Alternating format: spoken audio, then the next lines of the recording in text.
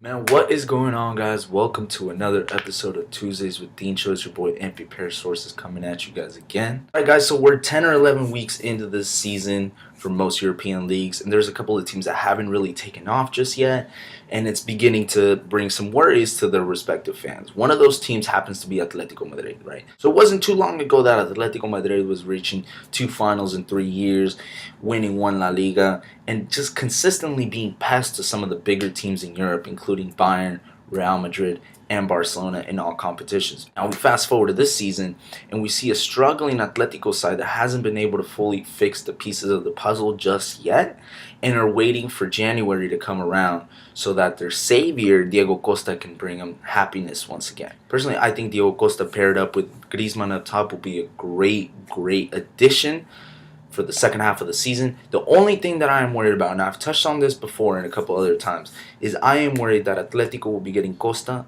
too late with everything practically lost. They're 8 points behind Barcelona in La Liga, sitting in 4th place behind Real Madrid. They're in 3rd place in the Champions League with a foot and a half out into Europa League. My worry is that by the time that Diego Costa comes back in January, he won't be able to just jump right in and pick up right where he left off. Diego Costa's going to come back in January.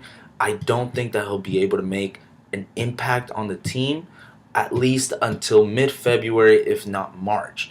And by that point, I'm just worried that Atletico will have little to nothing to play for. These problems that are showing up for Atletico nowadays are just problems that have been happening little by little every year that Cholo Simeone just chooses to ignore or to put aside. Since Cholo Simeone came to Atletico, we've been following him throughout the years, and obviously it's no secret that they're a defensive-minded team, but they were still capable of scoring at least 1 or 2 in the counterattack if you gave them those spaces. I've always said that their Griezmann dependency in the last couple of years would only come back to haunt them. Since Griezmann's not active on offense, the team doesn't really know what to do as much. They don't have a set starter alongside Griezmann. They varied between Torres and Gameiro and now Angel Correa, but none of them are the striker that the team needs. If we look at the successful Atletico teams, they've always had a solid traditional number 9, which Griezmann isn't. Griezmann doesn't fit that stereotype. Right? Griezmann's not the type that's able to hold the ball up, right? When the defense just clears the ball, the 9 needs to be able to hold the ball and wait for everybody to come in. A predator inside the box that is able to finish the 1 or 2 chances that he gets per game. Griezmann just isn't that type of player. Griezmann is better when he is playing under that center striker. I just think the team needs a different look, a different set of tactics, and to just let the Cholo Simeone era end at this point. I think they're forcing it too much. I think El Cholo's forcing his traditional players too much. I think that they need to start looking forward and looking past this post-Cholo, post-Godin, post-Felipe Luis, post-Juan Fran era, that the end is inevitable and the end is coming, and I don't see the team having that future set up for them. I don't see Atletico competing for La Liga this season, let alone for Champions League. So I think this would be a perfect start for them to kind of start testing the waters and kind of seeing, what different lineups they could do. Obviously, it's not working.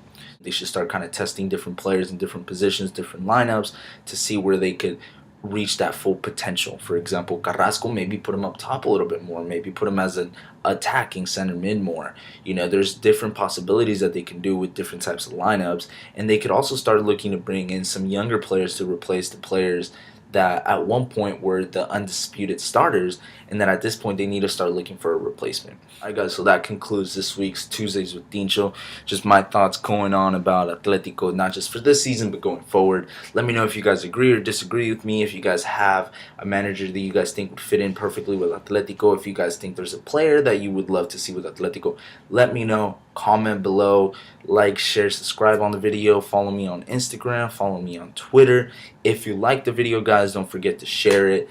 Tell your grandpa, tell your barber, tell your dentist, tell the person that made your sandwich at Subway the other day. You know what I mean? So just make sure to spread the word out, and be on the lookout every other Tuesday. So it's bi-weekly now. So be on the lookout every other Tuesday for a new Tuesdays with Tincho. And we'll see you guys next time.